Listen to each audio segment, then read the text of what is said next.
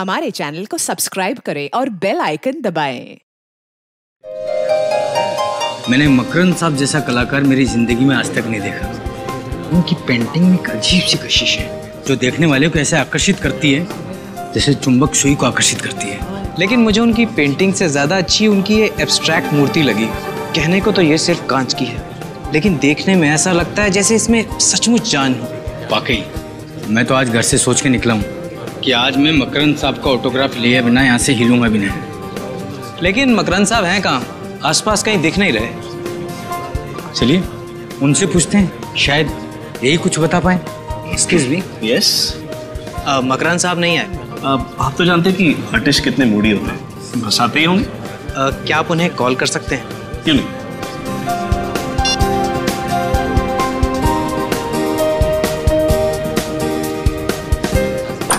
Colour combination देखिए। बेटा बेटा दौड़ते नहीं बेटा, एग्जीबिशन।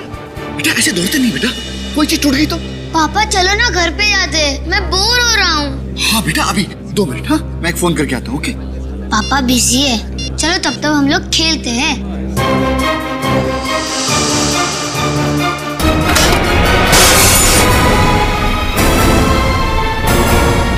अरे बाप रे, देखा तुम्हारी वजह से टूट गया ना।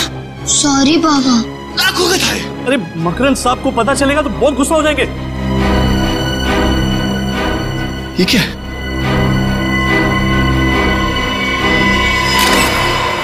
ओह माय गॉड, ये तो किसी इंसान की आंख है।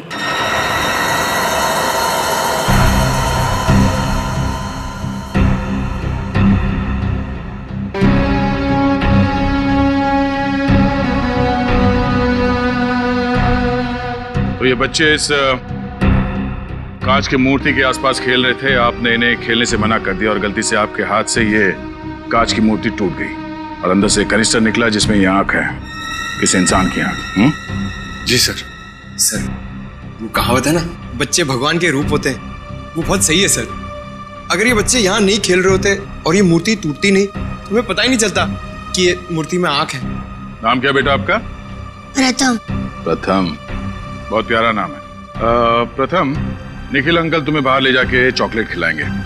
नहीं पापा, मुझे कहीं नहीं जाना, मुझे यहीं रहना है। बेटा जिद नहीं करते, तुम अपने फ्रेंड को ले जाओ। निखिल आजा बेटा आजाओ, चलो।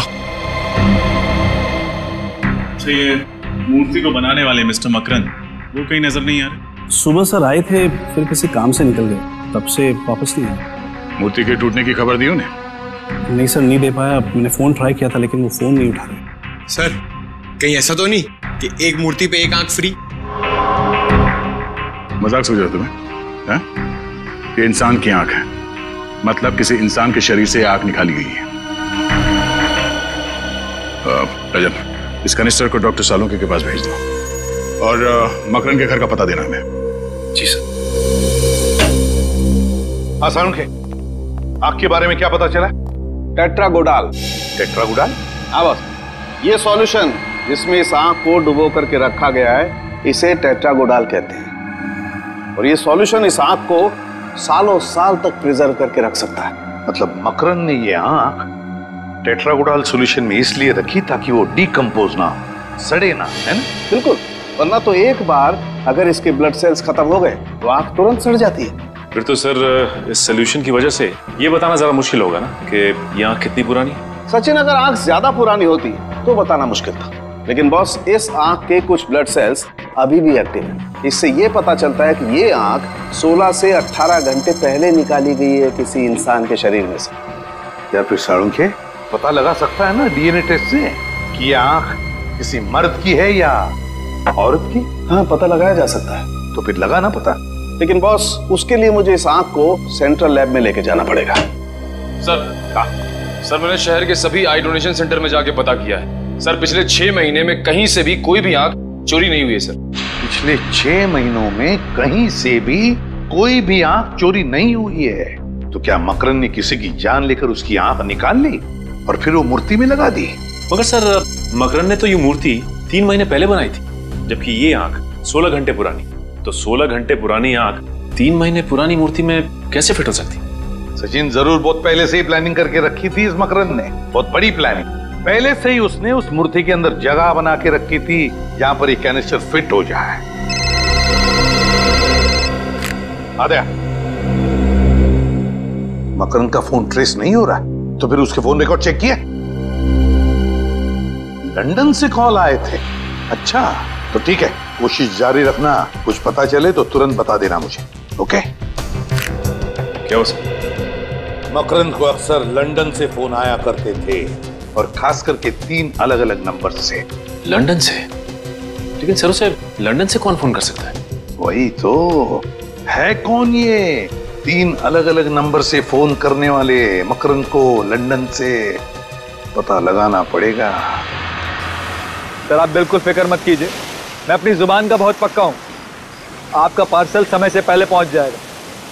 अब मकरंद बाहर गया हुआ है, पता नहीं कब तक आएगा। हाँ ठीक है, जैसे ही आएगा मैं उसको कह दूंगा कि आपसे बात कर लूँ। ओके जी, बाय।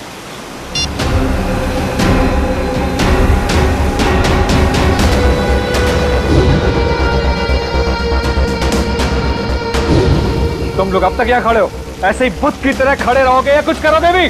किसी भी कीमत पर वो आंख मुझे वापस चाहिए।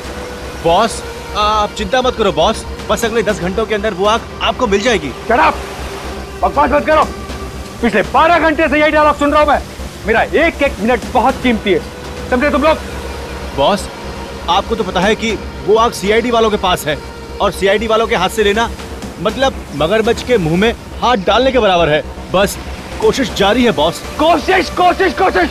तुम लोगों को अगर अपनी जान प्यारी है तो सिर्फ 2 घंटे मुझे वो आंख चाहिए, सिर्फ 2 घंटे। क्लियर? ठीक है बॉस, वो आंख आपको मिल जाएगी बॉस। Get lost.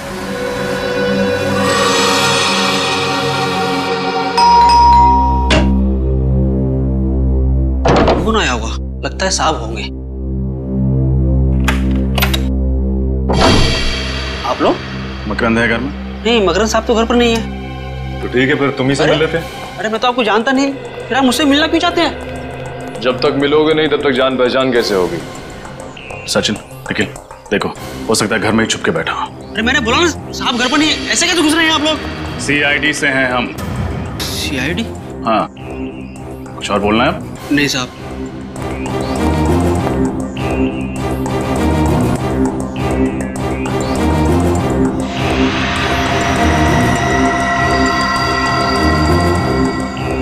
मकरंद तो घर में है ही नहीं।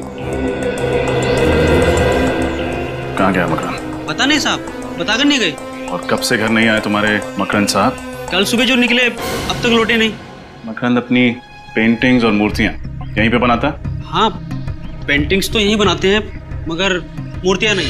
हाँ, यहाँ सिर्फ पेंटिंग्स दिख रही हैं। मूर्तियाँ कहाँ बनाता है जानते हो? पता नहीं साहब, मैं तो नौकर हूँ। ये लैपटॉप मकरंद का है? हाँ, ये साहब का ही है। निखिल,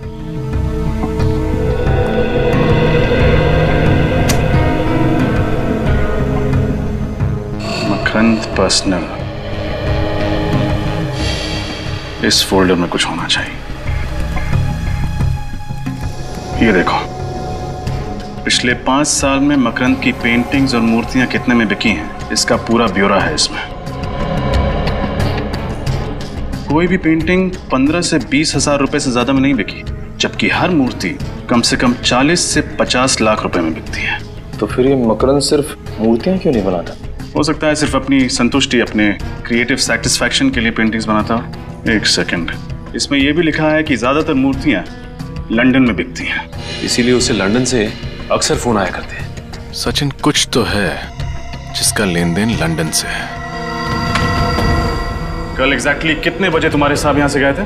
कल सुबह 8 बजे साहब निकले थे घर से एग्जीबिशन में जाने के लिए, ताकि पेंटिंग और मूर्ति सजा सके। फिर 10:30 बजे आए, ताकि थोड़ा सो जाएं, ताकि शाम को एग्जीबिशन में वापस जा सके। तो आपके साहब घर पे सोए कितनी देर? सोए नहीं साहब, जैसे ही आए थे उसके 5 मिनट बाद वापस चले गए, और फिर अब तक नहीं आए। सिर्फ 5 मिनट में वापस चले गए? कैसे गए, अपनी गाड़ी से? नहीं, किसी टैक्सी में गए थे। ये कौन सी कंपनी की टैक्सी थी? ये तो पता नहीं साहब। अच्छा, ये टैक्सी तुम्हारे सामने बुलाई थी? नहीं साहब, उन्हें फोन आया था ये टैक्सी आ रही है, और जैसी टैक्सी आई वो टैक्सी में बैठकर निकल गए। टैक्सी का कुछ याद है तुम्हें? तुमने कुछ देखा था, उसका नंबर प्लेट वगैरह? नहीं साहब, नंबर प्लेट तो मैंने नहीं देखा, मगर हाँ उस पे एक स्टिकर लगा हुआ था, बोलते ना गोल गोल होता है वो खाने का, क्या बोलते हैं, ढोकला नहीं, ढोकला नहीं, पिज्जा। पिज्जा किस कंपनी का पिज्जा था? क्या नाम था, ढेपला, डेल्पा पिज्जा। डेल्पा, हाँ साहब उसी कंपनी का। और कुछ देखा था तुमने? हाँ साहब, गाड़ी के पीछे वाले शीशे पे एक और स्टिकर लगा हुआ था उड़ते हुए आदमी का। डेल्पा पिज्जा का ऐड और पीछे वाली कांच पर उड़ते हुए आदमी का स्टिकर।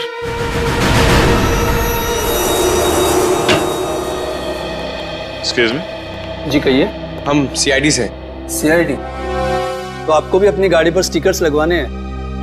नहीं, हमें ऐसा कोई काम नहीं है। आप ये बताइए कि डेल्पा पिज्जा नाम की कंपनी के ऐड आपने कौन सी टैक्सीज में लगाए? डेल्पा पिज्जा, एक मिनट सर, इस ब्रांड के ऐड हमने एफिशिएंट टैक्सीज की गाड़ियों पर लगवाए थे। Efficient taxis? जी। कुल कितने टैक्सीज में लगाए थे आपने ये स्टिकर? सर यही कोई 70 टैक्सीज थी। अच्छा, इनमें से किसी एक टैक्सी के पीछे वाले कांच पर कोई ऐसा स्टिकर लगा होता है, एक ऐसे इंसान का जो हवा में उड़ रहा है? इंसान जो हवा में उड़ रहा हो? नहीं सर, ऐसे तो कुछ याद नहीं आएगा, पर हाँ हो सकता है मेरे स्टाफ में किसी को पता हो। समीर, आशीष, आनंद, मनीष, एक मिनट इधर आओ। हमने एफिशिएंट टैक्सीज के ऊपर जो डेल्पा पिज्जा के ऐड लगवाए थे, क्या उनमें से कोई टैक्सी ऐसी है जिसके पिछले वाले कांच के ऊपर कोई ऐसा स्टिकर है जिसमें कोई इंसान हवा में उड़ रहा हो? हाँ सर, ऐसा स्टिकर तो भोला की टैक्सी पे। भोला सर? भोला? ये भोला कहाँ मिलेगा? यहीं सर, आज वो सारी टैक्सियां फिर से आ रही हैं नए ऐड लगवाने के लिए, तो भोला भी जरूर आएगा। वेरी गुड, चलो भोला का इंतजार कर लेते हैं। साहब नए ऐड के स्टिकर तैयार है? हाँ तैयार हैं, आप अपनी टैक्सी के पास जाइए, मिल जाएंगे। जी साहब।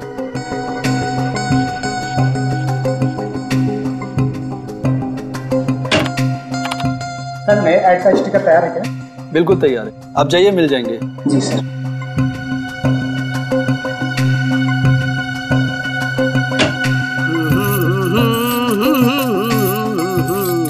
चलो साहब जल्दी से नया ऐड लगा दो, पुराना ऐड देख देख के लोग पक गए, और मैं भी। चलिए हम आपको कुछ नया दिखा देते हैं। आप लोग कौन है? आपकी टैक्सी के पीछे एक स्टिकर लगा हुआ है उड़ते हुए आदमी का, है ना?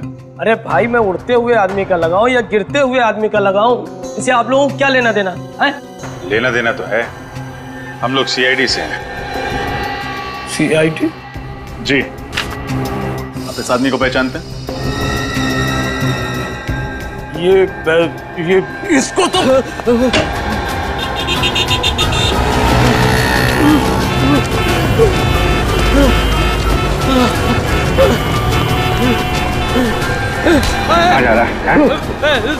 साहब जाने दो साहब, मुझे।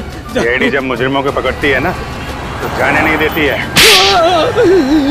साहब मुझको माफ कर दो, मैंने ज्यादा पैसे कमाने के लालच में ये सब किया है। मकरन कहाँ है? कौन मकरन साहब? वही मकरन जिसने एग्जीबिशन रखी थी, जिस एग्जीबिशन में हमें आदमी की आंख मिली कांच की मूर्ति से, वो मकरन कहाँ है? वो आंख मूर्ति मुझे कुछ समझ में नहीं आ रहा साहब। ना समझ पाने का नाटक बंद करो, जिसकी फोटो देखकर भागे थे तुम, ये आदमी कहाँ छुपा के रखा है इसे? अरे साहब मैं तो ये समझा कि आप लोगों को पता चल गया है कि मैं अपनी टैक्सी कंपनी के साथ धोखा कर रहा हूँ, इसलिए मैं भागा था। धोखा? कैसा धोखा? साहब हमारी टैक्सी कंपनी सिर्फ उन्हीं यात्रियों को टैक्सी में बैठने की अनुमति देती है जो फोन करके टैक्सी बुक कराते हैं, और पैसे के लालच में दूसरे यात्रियों को भी अपनी टैक्सी में बिठा लेता था। और साहब ये आखिरी आदमी था जिसको मैंने अपनी टैक्सी में बिठाया था। ओह, तो तुम इसलिए भागे थे? हाँ साहब, मकरन के बारे में मुझे कुछ नहीं पता। और कब बिठाया था तुमने मकरन को टैक्सी में? साहब कल सुबह 10 बजे फोन आया था, मुझे आरती नगर से फोन आया था कि टैक्सी चाहिए थी, मैं अपनी टैक्सी लेके वहाँ पहुँच गया था, बस और कुछ नहीं जानता हूँ साहब। किस नंबर से फोन आया था? साहब इस नंबर से फोन आया था साहब। हेलो, ये कहाँ का नंबर है? ओह ओके, नहीं thank you very much, thank you. Aarti Nagar के पीसीओ का फोन नंबर है ये। सर मकरंद के नौकर ने कहा था कि उसने कोई टैक्सी बुक नहीं की थी। हो सकता है किसी और ने टैक्सी मंगवाई हो उसके लिए। हो सकता है मकरंद ने खुद फोन किया उस पीसीओ से जाके, ताकि जब कॉल रिकॉर्ड चेक हो तो किसी को उस पर शक ना हो। ये छोड़ा कहाँ था तुमने मकरंद? साहब एनडी रोड पर गिलबर्ट आर्ट गैलरी है ना, उसी के सामने इसको छोड़ा था। सर मकरंद पहले आर्ट गैलरी में था, फिर वो घर गया था, फिर वो वापस आर्ट गैलरी क्यों जाएगा? गैलरी के बाहर उतरा था ना, सकते अंदर गया ना हो, क्योंकि सीसीटीवी फुटेज में तो दिखाई नहीं पड़ा। डॉक्टर साहब? हाँ डॉक्टर साहब, क्या? अरे आपको ज्यादा चोट तो नहीं लगी? आप कहाँ पे हो? आप वहीं पे रुको, हम लोग पहुंच रहे हैं। क्या हुआ सर? डॉक्टर सारंगी को चोट लग गई है, जल्दी चलो डीबी रोड। आप ठीक तो है ना? हाँ ओके। आप कहें तो आपको हॉस्पिटल ले चलूं? नहीं नहीं, मेरे साथ ही आते होंगे। वो आ गए, मेरे साथ ही आ गए। Oh my God, excuse me doctor साहब, संभाल के, आप ठीक है? हाँ विजय, मैं ठीक हूँ। खून निकल रहा है। Pankaj, first aid. Thank you very much, हम लोग आगे, हम संभाल लेंगे। Thanks a lot. सर ये सब हुआ कैसे? मुझ पर किसी ने वार किया, हमला किया किसी ने। हमला? किसने किया? अभिजीत, मैं वो आँख लेकर के जा रहा था सेंट्रल लैब डीएनए टेस्टिंग के लिए। ये गाड़ी आई और यहाँ आकर के मेरी गाड़ी को ब्लॉक किया उसने। ओके।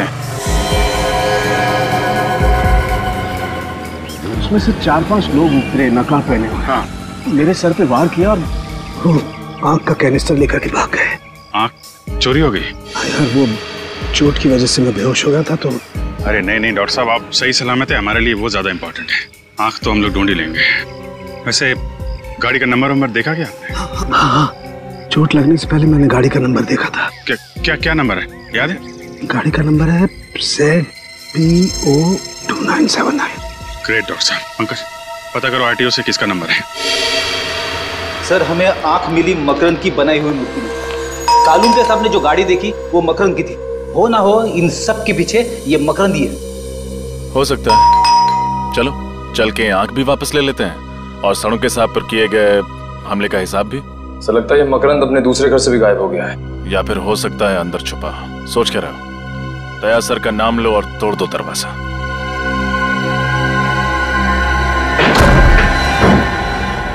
अरे बाप रे, बड़ी भयंकर बदबू है।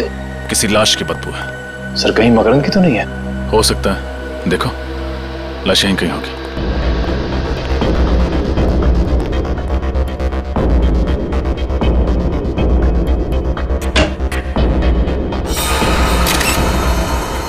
सर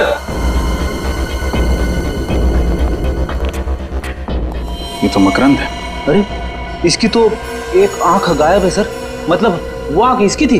सर हम लोग तो सोच रहे थे कि इन सब के पीछे ये मकरंद है, मगर किसी ने इस बेचारे को मारकर इसकी आंख निकाल कर इसी की बनाई हुई मूर्ति के अंदर रख दी। और इसी की गाड़ी इस्तेमाल की डॉक्टर साळुंखे पर हमला करने के लिए। खून सिर्फ यहीं पे बहा। इसका मतलब गोली लगने के बाद मकरंद इधर उधर नहीं गया होगा, उसने यहीं पे दम तोड़ दिया होगा। कहीं ऐसा तो नहीं कि इसने आत्महत्या की हो अपनी गन से? नहीं फ्रेडी, खुद को ऐसे सामने से गोली मारना थोड़ा मुश्किल है, और कोई अपनी ही आंख कैसे निकाल सकता है? हाँ ये बात तो है। गोली सामने से लगी है और लाश की पोजीशन को देख के लगता है कि खूनी यहाँ कहीं खड़ा होगा। सर इस गन में से गोली चली है, शायद मकरंद ने उस खूनी पर चलाई होगी अपनी आत्मरक्षा के लिए। और अगर ऐसा हुआ है निखिल, तो इसका निशाना जरूर चूक गया होगा, क्योंकि कहीं और तो खून है नहीं। गोली ढूंढो, नहीं होगी।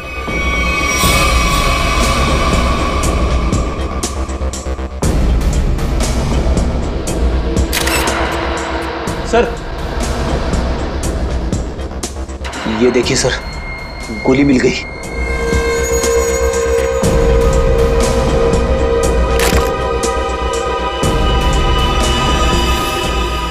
वेरी गुड फ्रेडी, एक काम करो और तलाशी लो, कुछ ना कुछ जरूर मिलेगा जो हमें खूनी तक पहुंचाए।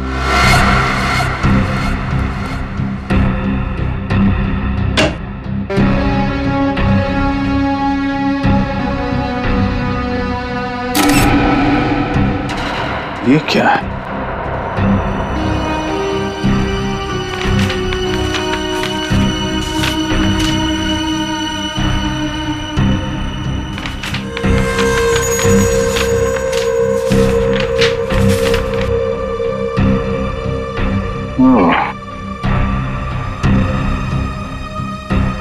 मकरंद की पिछली मूर्तियों के स्केचेस देखा?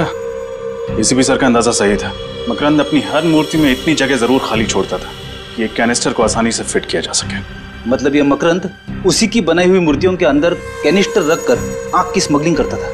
हाँ सर, और शायद किसी ने बदला लेने के लिए इसी के साथ ऐसा कर दिया। मुझे नहीं लगता। आंखों की कालाबाजारी से सिर्फ 2-3 लाख रुपए कमाए जा सकते हैं। मकरंद की हर मूर्ति कम से कम 40 से 50 लाख रुपए में बिकती है, तो फिर सिर्फ 2-3 लाख रुपए के लिए कोई इतना खतरा क्यों लेगा? जरूर मकरंद की मूर्तियों में आंखें नहीं, कोई और चीज स्मगल की जाती है। कैसी चीज? वो तो नहीं पता फ्रेडी, लेकिन ये स्मगलिंग इंग्लैंड में होती है, तभी तो उसे लंदन से इतने फोन आते थे। तब तो सर इस मकरंद का कोई पार्टनर होगा, दोनों मनमन हुई, उसने इसी पर पहुंचा दिया। वही होगा निखिल जो मकरंद की मूर्तियों को विदेश भेजता था। पता करो कौन है।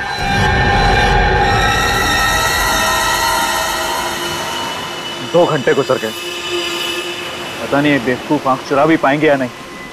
अगर कहीं सीआईडी के हाथ लगे तो लेने के देने पड़ जाएंगे। बॉस, लेने के देने तो उस डॉक्टर साड़ुंखे को पड़ गए। बॉस, मैंने कहा था ना, मैं आपको निराश नहीं करूंगा। ये लीजिए आपकी कीमती आंख। शाबाश रंगा, शाबाश। तू नहीं जानता है कि तुमने कितना बड़ा काम किया है। इसके लिए मैं तुम लोगों को इतने रुपए दूंगा कि गिनते गिनते बुढ़े हो जाओगे। बॉस, आप तारीफ कर रहे हैं या ताना मार रहे हैं? तारीफ कर रहा हूँ, तारीफ। तुम लोग यहीं रुको, मैं भी आता हूँ। ठीक है बॉस।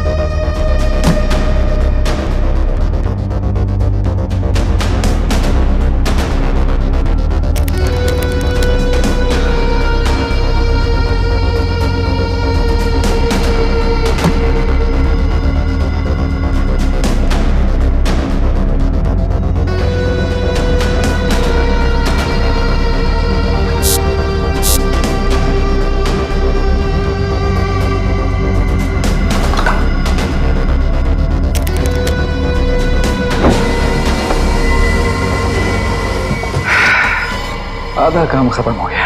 अब दुनिया की कोई भी ताकत मुझे सबसे अमीर बनने से नहीं रोक सकती। मैं दुनिया का सबसे अमीर आदमी बनूंगा।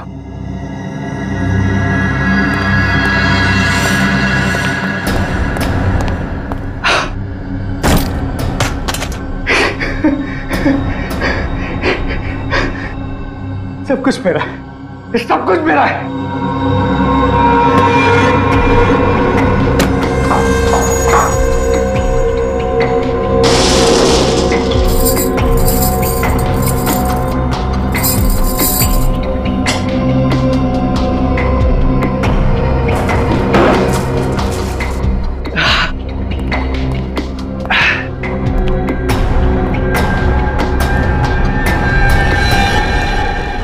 अरे तुम लोग यहाँ क्या कर रहे हो? चलो निकलने की तैयारी करो। बॉस, हमारा हिस्सा? हिस्सा भी मिल जाएगा, जल्दी क्या है?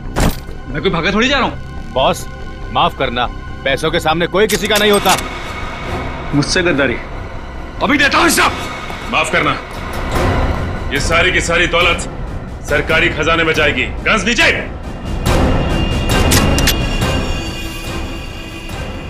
बहुत हो गया भागना तोड़ना। सर, मैं और मकरंद पार्टनर्स थे।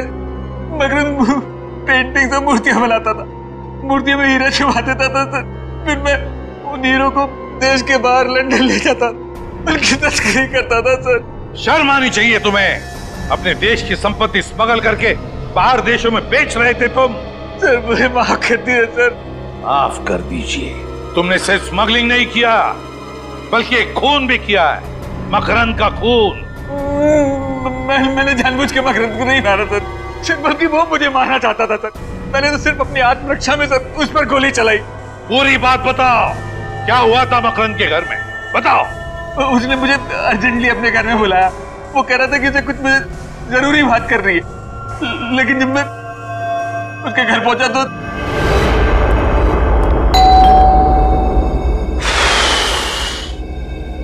अरे दरवाजा तो खुला हुआ है। मकरंद, मकरंद, मकरंद कहाँ हो यार? मुझे घर में बुला के दरवाजा खोलकर बाहर चले गए क्या? तुम हीरो की चिंता बिल्कुल मत करना, मैंने जुबान दी है ना, तुम्हें हीरे मिल जाएंगे वक्त पर। मोहित का इंतजाम मैंने कर दिया है। आज का दिन उसके जिंदगी का आखिरी दिन होगा और उसकी लाश से आंख निकालकर मैं पूरे खजाने का अकेला मालिक बन जाऊंगा।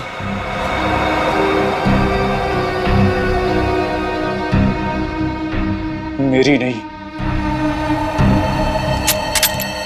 तेरी जिंदगी का आखिरी दिन होगा मकरंद।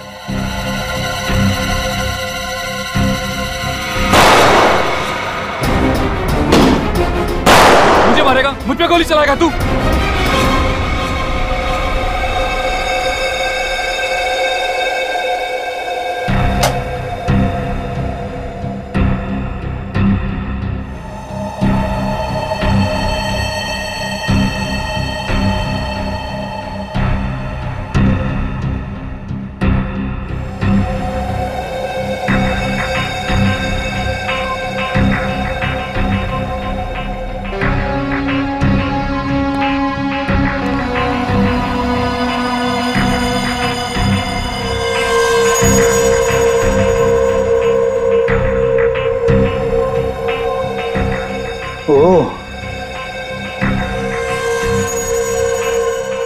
बुरे काम का बुरा नतीजा।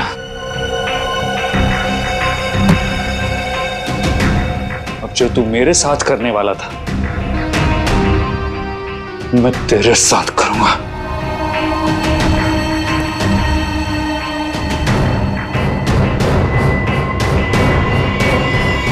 और जब मकरंद की मौत हो गई तो तुमने सोचा क्यों ना उसी का प्लान उसी पे आजमा लिया जाए, क्यों?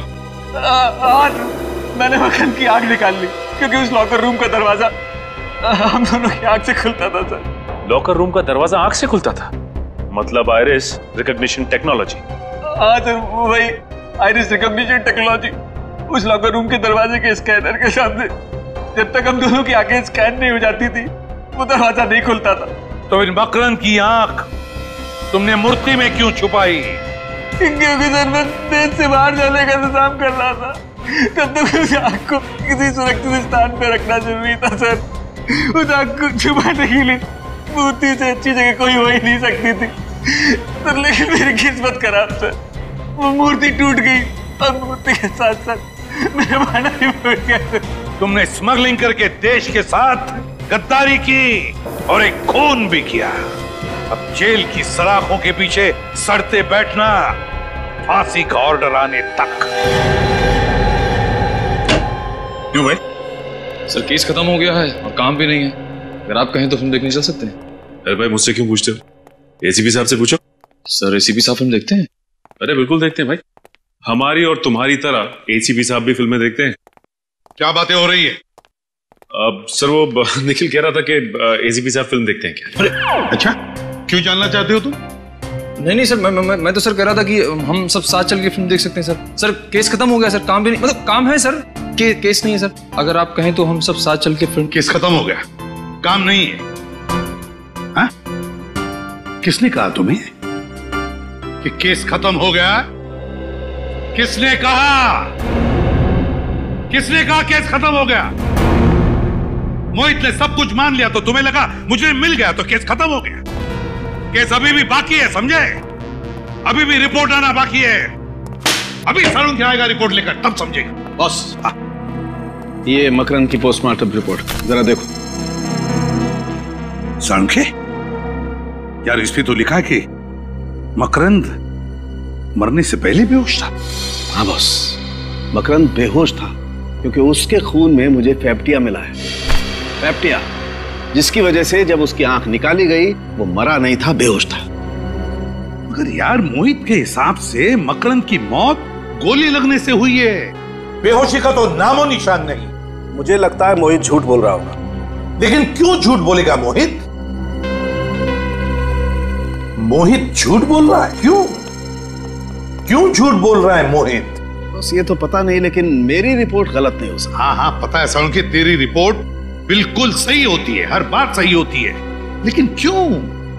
मोहित झूठ क्यों बोलेगा? सर वो मोहित कह रहा था ना कि मकरंद ने गोली चलाई थी और क्राइम सीन में हमें वो बुलेट भी मिली थी। सचिन, फोरेंसिक रिपोर्ट के मुताबिक मकरंद के हाथों पर कहीं पर भी गन पाउडर के निशान नहीं है गन पाउडर के निशान। बिल्कुल कहीं भी गन पाउडर नहीं है। सर कहीं मोहित खुद के सारे इल्जाम लेकर किसी को बचाने की कोशिश तो नहीं कर रहा है? अरे वाह, अब सोचने लगे। अभी तक तो कह रहे थे कि केस खत्म हो गया, कोई केस नहीं है। क्यों? अब समझे इतना आसान नहीं। केस खत्म हो गया। सोचना पड़ता है, हर बात पे सोचना पड़ता है। सही सोचा है तुमने अभी। हो सकता है किसी को बचाने की कोशिश कर रहा है मोहित, इसलिए सारे इल्जाम उसने अपने आप पर ले लिए। और किसे बचाने की कोशिश कर रहा है मोहित? मकरंद और वो तीसरा आदमी। कहीं मोहित उस तीसरे आदमी को बचाने की कोशिश तो नहीं कर रहा है, इसलिए सारे इल्जाम अपने आप पर ले रहा है। और फिर मकरंद, यार साळुंखे, मकरंद की आंख के बारे में कुछ और पता चला? हाँ बस, क्या तारिका लगी हुई लैब में कुछ ना कुछ ढूंढ निकालेगी। एक मिनट। हाँ, तारिका को याद करे तो तारिका का फोन। हाँ तारिका, हेलो तारिका। क्या हुआ यार? मुझे लगता तारिका खतरे में। तारिका खतरे में है? क्या बात कर रहा है?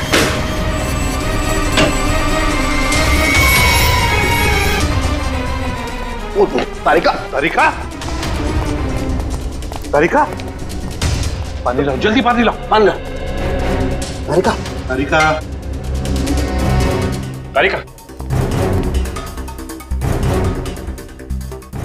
तारिका उठो। क्या हुआ?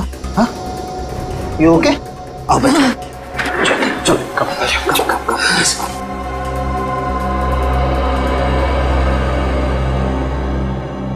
थोड़ा पानी पी लो।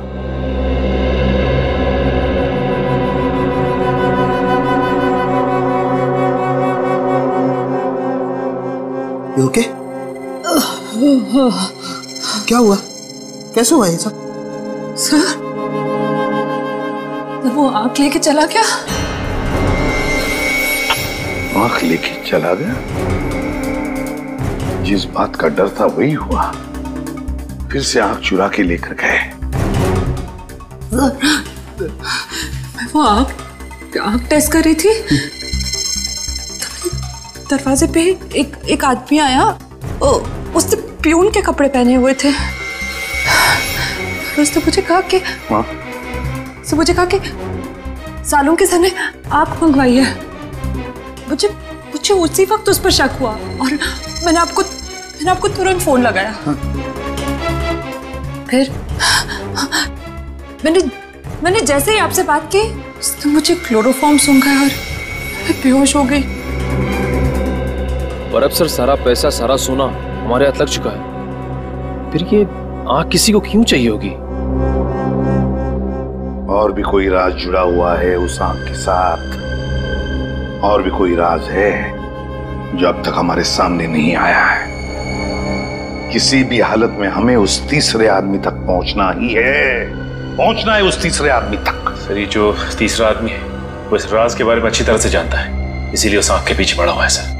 सचिन, और वो पूरा राज उस बंद लॉकर रूम के अंदर छुपा है। उस बंद लॉकर रूम के अंदर। सर पूरे शहर में ऐसी एक ही कंपनी है जो आइरिस लॉकर बनाती है। तो फिर चलो वहीं चलते हैं।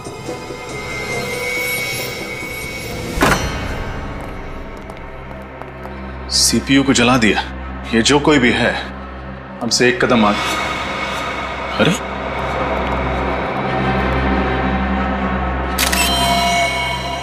इन्हें तो गोली मारी गई है।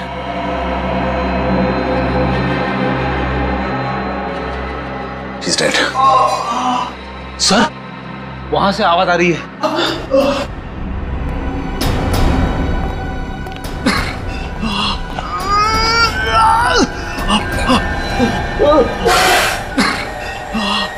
आप लोग कौन? घबराइए मत, हम लोग सीआईडी से। आइए बैठिए। संभाल के। निकल पानी।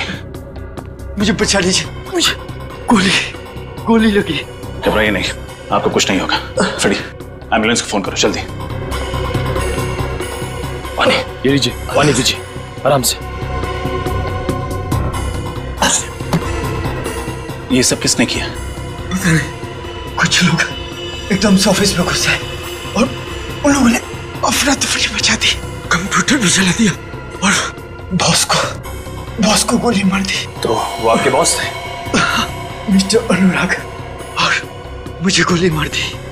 अगर मैंने मरने का नाटक ना किया होता तो शायद 2-4 गोली और मार देते। अच्छा, कंप्यूटर में जो रिकॉर्ड्स थे उनका कोई बैकअप है?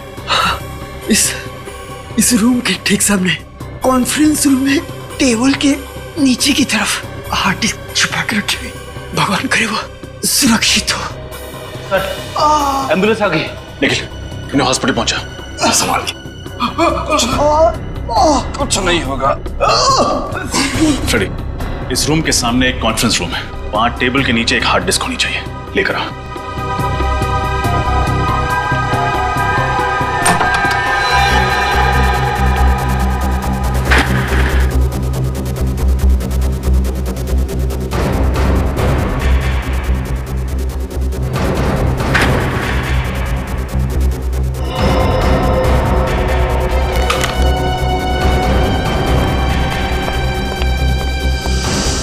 सर हार्ड डिस्क मिल गई। वेरी गुड, शुक्र है उनके हाथ ये नहीं लगा। अब जल्दी से गाड़ी से अपना लैपटॉप लेकर आओ।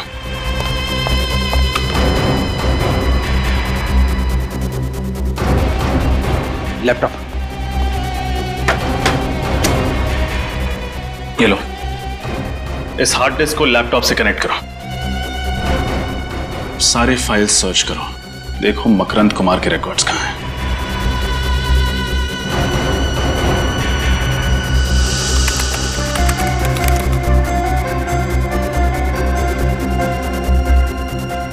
सर इस मकरंद ने तो 2 बार आइरिस रिकॉग्निशन टेक्नोलॉजी का इस्तेमाल किया है, एक बार मोहित के साथ और दूसरी बार इसके साथ। तो ये है हमारा तीसरा आदमी। अरे दया अंकल आप। अरे प्रथम बेटा कैसे हो आप? मैं ठीक हूँ। अच्छा दया अंकल मैं खेलने जाता हूँ। ओके बेटा।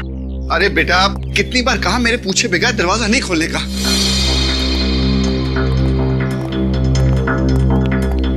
सर आप लोग केस सॉल्व हो गया क्या? हाँ, उसे खुशी में मिठाई खिलाने आए। मिठाई? बहुत अच्छा हुआ तुम्हारा बेटा बाहर गया, वरना उसके शरीफ पिता का असली चेहरा उसके सामने आ जाता। अरे बेटा ना ना, मिठाई नहीं खाओगे? मोहित से पहले मकरंद का पार्टनर मैं था। एक दिन उसे शक हुआ कि स्मगलिंग के पैसे में से मैं पैसे चुरा रहा हूँ, और उसने सारा पैसा उस लॉकर रूम में बंद कर दिया। 5 साल पहले मकरंद और मेरा झगड़ा हो गया और उसने मोहित को अपना पार्टनर बना लिया। जिसकी वजह से तुम्हारा करोड़ों का माल उस लॉकर रूम में कैद हो गया। हाँ सर, मैंने सुलह करने की बहुत कोशिश की, लेकिन वो नहीं माना। मैंने मिन्नत की, लेकिन वो फिर भी नहीं माना।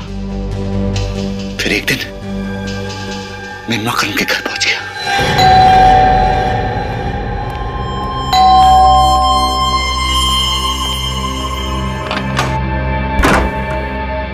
सौरभ तुम? आज मैं सौरभ नहीं तेरी मौत बन के आया हूं। ये सब क्या है सौरभ? ये ले पढ़ इसको। ठीक है, तो प्लीज प्लीज गोली मत चलाना। एक शर्त पर इसे जोर जोर की पढ़ और सुन, जब तक मैं रुकने के लिए नहीं बोलूं पढ़ते रहना, समझे? ओके। तुम हीरो की चिंता बिल्कुल मत करना, मैंने जुबान दी है ना, तुम्हें हीरो मिल जाएंगे वक्त पर। मोहित का इंतजाम मैंने कर दिया है। आज का दिन उसके जिंदगी का आखिरी दिन होगा और उसकी लाश से आंख निकालकर मैं पूरे खजाने का अकेला मालिक बन जाऊंगा। ये सब क्या है? ये है मेरा फैसला। कौन सा फैसला? या तो तू मर जा या फिर तू मोहित को मारकर उसके पैसे को बराबर से बांट ले, समझा? ओके ठीक है। चल मोहित को फोन लगा और कोई होशियारी नहीं, समझे? हाँ हेलो, हाँ मोहित, हाँ क्या तुम इस वक्त मेरे घर आ सकते हो? कुछ जरूरी बातें करनी है। नहीं मैं फोन पे नहीं बता सकता, प्लीज तुम मेरे घर आ जाओ। ओके गुड, अब तुझे इनाम मिलेगा। इनाम?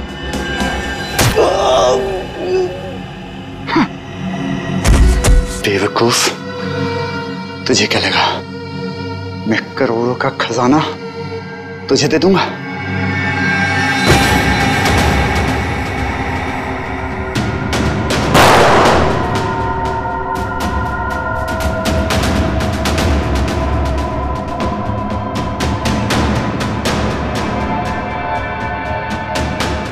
फिर मैंने मोहित के आने का इंतजार किया।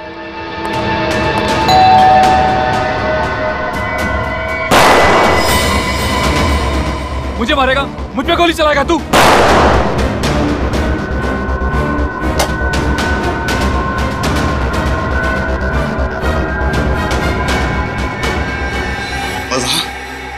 वहां मोहित ने मकरंद की आंख निकाल ली। फिर मैंने मोहित का पीछा किया। उसने वो आंख उसी मूर्ति में छुपा दी जिसमें मकरंद अपने हीरे छुपाया करता था। फिर एग्जीबिशन में अपने बेटे को रोकने के बहाने उस मूर्ति को धक्का दे दिया ताकि वो आंख सबके सामने आ जाए और आप लोग इन्वॉल्व हो जाए। तुम हम लोगों को इस प्लान में क्यों शामिल करना चाहते थे? क्योंकि मैं एक ही तीर से दो शिकार करना चाहता था। एक तरफ मैं सारा खजाना हड़पना चाहता था और दूसरी तरफ मैं चाहता था कि मकरंद के खून में मोहित बच जाए और मुझ पर कोई आश ना है। तुम जानते थे कि खजाने के लिए मोहित हमसे वो आग चुरा लेगा और तुम मोहित पे हमला करके उससे उसका खजाना चुरा लोगे और वो आग भी, और दोनों खजाने के मालिक बन जाओगे। हाँ, मेरा प्लान कामयाब भी हो गया था। मोहित ने डॉक्टर सालुंके से वो आग भी चुरा ली थी। उसने अपना सारा पैसा भी निकाल लिया था। बस मुझे मोहित को मारना था और ऐसा दिखाना था कि उसे उसी के आदमियों ने मारा है, लेकिन इससे पहले कि मैं करता। हम मोहित तक पहुंच गए और तुम्हारा प्लान चौपट हो गया। तुमने मोहित को मकरंद का खून करने पे मजबूर कर दिया और अपने इस घिनौने प्लान में सीआईडी को शामिल करने की गलती की। तुम्हें सख्त से सख्त सजा दी जाएगी। For more updates, subscribe to our channel, click the show links and enjoy watching the videos.